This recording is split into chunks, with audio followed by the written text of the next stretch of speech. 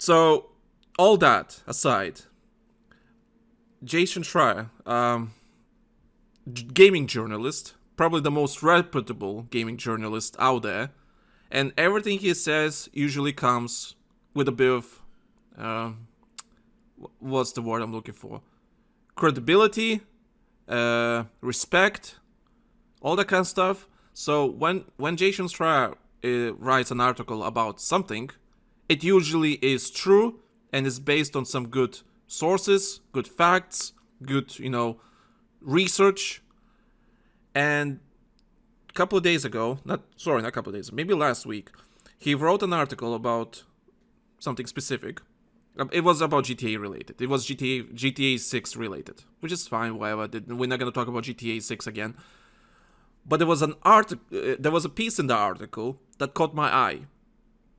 So I quote, "For other companies, Grand Theft Auto 6 slipping was a cause for panic. One developer working on a big multiplayer game told me that they had previously delayed the release date from fall 2025 to spring 2026. That was mostly because the game needed more time, but also get away from GTA 6. Now they're caught in a vice. Delaying the game a second time will be an expensive endeavor, ratcheting up the stakes for the eventual release. Then again, trying to come out alongside GTA 6 could be catastrophic. But if they delay the game again and then GTA 6 slips again, gets delayed again, what then?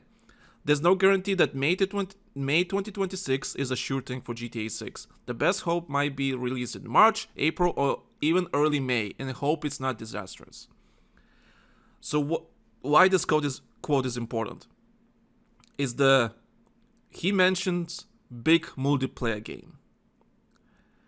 How many multiplayer games do we know that are coming out this year that are big, that will be concerned with GTA 6? I'm not really hearing of any. Right. The only multiplayer games I googled that, somewhat of a credibility or interest, or people would be interested is, Borderlands, but that's not really multiplayer, is it? I guess it is. Yeah, it is a looter shooter. So. Yeah. Then there's Call of Duty, which I don't think Call of Duty cares what any game does. Call of Duty is Call of Duty. You're gonna get a new Call of Duty every year regardless, no matter how shit or good it is. Because again, like I said in the last episode, GTA is gonna have a honeymoon period. And the people who are smart in the industry, they're accounting for this. And Call of Duty is probably one of them. I would almost bet my bottom dollar that couple of months that Call of Duty, that GTA is out, and it's out and about, and it's getting its heyday, and it's getting all of the spotlight, because it's going to get all of the spotlight. YouTube is just going to be murdered with fucking videos about it. I'm sure someone's going to have a goddamn speed run put up in 5 hours just because we're, fucking Gamers TM are nuts. But that being said, watch a lot of these companies that have live service games and shit go out. Watch in that maybe 2 to 3 month time span where the honeymoon period is going on. Watch them focus more on bug fixes and quality of life improvements and shit like that, because the smart devs and the smart management is going to know that after 3 to 4 months, most people are going to have been beaten the story campaign for Grand Theft Auto. And if online is not immediately available, what are these people going to do? They're either going to fuck around in single player some more, which, a good chunk of people will do. I will do the exact same thing. But there's going to be a chunk of people who are just going to leave the game at that point until online comes on, or maybe they might not have any interest in online at all. I certainly wasn't the biggest fan of GTA Online, and I don't have much plans in sinking nearly as much time in GTA 6 Online as what I did in 5, and unless it blows my fucking mind apart. But anyway, I'm digressing. And then what's going to happen is that 4-month mark's going to hit, and these games are going to drop some wow-ass bomb content. And it will be to bring them back. So I was looking at the list of multiplayer games that are coming out later this year. I was thinking, maybe Elden Ring Night Rain. Nope, it's coming out in 13 days from now. So that's not it. So the only games I can think of that he mentioning without exposing his sources, it's literally Battlefield. The only big multiplayer game that will be coming out this year without Call of Duty Call of Duty doesn't give a shit what everyone else thinks and what one GTA is. No, they don't. They never will. Yeah, they don't never care. They don't care. They have their audience no and they know to. it. So the only big multiplayer game is Battlefield, and we already talked about for the last 5-6 episodes maybe. It's like, yeah, I'm predicting the game was supposed to release March, maybe February, maybe April, right? And the would have way made sense. Yeah, and the way Andrew Wilson was talking about the game, this is the first time he's very vague about the release date of Battlefield game, because we usually like, oh yeah, Battlefield is coming out 2025 holiday. We don't have that yet. If the game is coming out later this year, we have 4 months to promote it? That's not really a lot of time. What's weird is the timing of all this doesn't seem, it seems like one of two things is going to happen. They're going to blunder, and they're going to put this shit out like right in the wrong threshold for GTA, which again, like I said this the last episode, it's like that the month before and the month after GTA comes out, like you don't want to do shit because you're not going to get any attention. Nobody's going to care. And I fear that that's what EA is going to wind up doing with this. They're going to stupidly drop like either something big or try to do something big in order to kind of make a splash back against Grand Theft Auto. And I would hope it's going to be a humbling reminder to them just how little of a fish they are compared to Grand Theft Auto. Or alternatively, they could do the even dumber decision and release it the month after GTA comes out, which would be even more horrible timing. Like I said, they need to get this shit out like beginning of the year or holiday season so they can get things worked out so that, again, once that honeymoon period's over, people have, oh, hey, I still got Battlefield. Let's see if there's been any updates or anything like that while I've been out in, Vice City. But I'm glad we somewhat were right on point. Was it last episode, I think? We were like thinking, okay, yeah, sure, it makes sense to release the game, in that period, before Christmas. But like, I don't think the game is ready. Yeah, Battlefield Labs is a success, but we can tell, like, yeah, okay, it's a like clearly they're cooking something, but they need more time. Clearly, this doesn't feel like a game that is ready to be released in 4 months, right?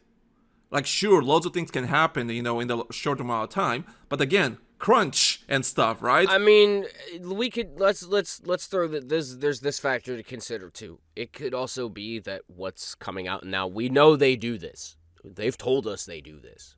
It could be very high possibility that the builds that are coming out in public that are being used right now, they are nowhere near what the actual retail build that's being worked on is. This could very well, and this could be a reason why like they don't really give too much of a shit if the NDAs are being broken, because I'm pretty sure like a couple of the devs have said. Yeah, I'm getting mixed signals about the NDAs. They hate it. They're chasing the NDAs, but they at the same time don't chase the NDAs. It's kind of mixed. They're not caring as much. It's a mixed bag. It's a mixed bag. That tells me that this is so far off from what the reflected material, the retail build is actually going to be, or whatever the public beta test is going to be, that justifies that attitude. And that's another reason why I'm not formulating any form of opinion on this shit, because I'm reading between the lines and I'm going, all right, guys, I'm picking up what you're putting down here. What you guys are putting out for these labs builds, it ain't what the actual build is going to be. It wouldn't surprise me if this shit is shit that they worked on like 6 months ago, or a while ago, longer than that potentially, and what they're doing is they're just doing basic network stress testing. Think about it. Think about where they just did a major test. Asia. Assumption, yeah. They're doing network stress testing and code stress testing, base code stress testing. Like, it's bare bones, it's bare knuckle. Think about it. What is it right now? It's bare bones. It's barely anything. There's not a lot to it. I mean, everything's as minimal as humanly possible. There's very few guns right now. So you think about it. It's a baseline of everything that's coming. There's a baseline ballistics they're working on for 5.56, 7.62, 9mm, 45. They're getting that all down pat, because I'm pretty sure all of those calibers of guns exist in the beta right now, and other guns fire the exact same caliber, so they're getting the baseline of the ballistics down. Same thing with the netcode, the responsiveness. I mean, all that shit. This is just foundational testing. That's all it is. Yeah. And I don't think it's the modernized version of what they're actually working on. I think they're taking what's going on in the testing, they're looking at the results, and they're making tweaks to that public build, but we're not going to see it for a bit. Bet on it. So, so if EA, let's say, which I believe Jason Schreier is correct here, they were planning to release the game this autumn, but they delayed it to spring, which most of us predicted. Like even a month or two ago, we were thinking they might release it this spring, not autumn, because the way the EA CEO is talking about it, like the way he's mentioning this, like, yeah, I'm not opposed to delaying beyond the 2026 year. I'm like, okay, so you thinking even releasing the game next summer, right? Not this upcoming summer, but in a year. So they even debating that. So, but again, it's expensive, all that kind of stuff. You know, most expensive Battlefield game in history. You know, you need to release. I have an opinion. On the release. Yeah, what's your opinion? Because everyone heard mine and Ray's. What's yours? Yeah. So I feel like they should, take their time, obviously, make a good game. And, with Call of Duty coming out sometime during the fall/holiday season, I think putting Battlefield in between Call of Duty and GTA 6 could be a good idea, because people need something to jump the gap, between Call of Duty and So what month you thinking? February or March. Yeah, I'm personally going with March. Personally, I think then they have an upcoming game that a lot of people are waiting for, and if it's good, a lot of word of mouth, everyone is gonna jump in. Player base will be high and healthy, and then GTA comes out, it will dive down a bit, and if DICE does the timing is right, like 1 or 2 months after GTA, just release a season, and then like, hey, we're still alive, we have content for this great game that you purchased, why not get back into it?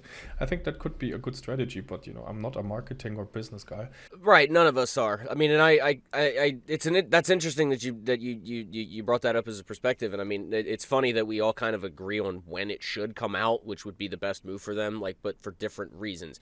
Yes, it's wild. But at the same time, I'm kind of, because you brought that up about having something in order to bridge the gap. I mean, I just made the joke about Call of Duty and GTA pretty much almost damn near sharing the same fan base. Now I'm curious about, I'm pretty sure it's the same for just Battlefield and Call of Duty and GTA. Not Call of Duty. Hang on, don't let me fuck this up. I'm pretty sure it's the exact same way between Battlefield and GTA. Those are pretty much circles that could probably overlap each other. But I don't think the Venn diagram between all three is as tight as we think it is. I think Battlefield is a little bit more of an outlier than what GTA and COD is put together. And then you guys get what I'm getting at. So saying it's a bridge, I mean, I guess I kind of get that, but at the same time, I don't think it's that it's going to be that effective, because, I mean, the war between the two is pretty much over. I mean, when it comes to general perception in the mainstream public, Battlefield is not even in the conversation about anything. Yeah. So if you listen to Battlefield Relay podcast, you're a special kind, because you actually give a shit about Battlefield. 99% of the mainstream public of gamers, they don't care about Battlefield. Battlefield doesn't exist. Battlefield is just whatever. It's mostly a flash in the pan for them when it comes out. And that's it. So, but doesn't mean it can't go back to that mainstream mentality. Of course it can. But at the moment, I'm telling you right now, Battlefield is not in the mainstream psyche. It's not there.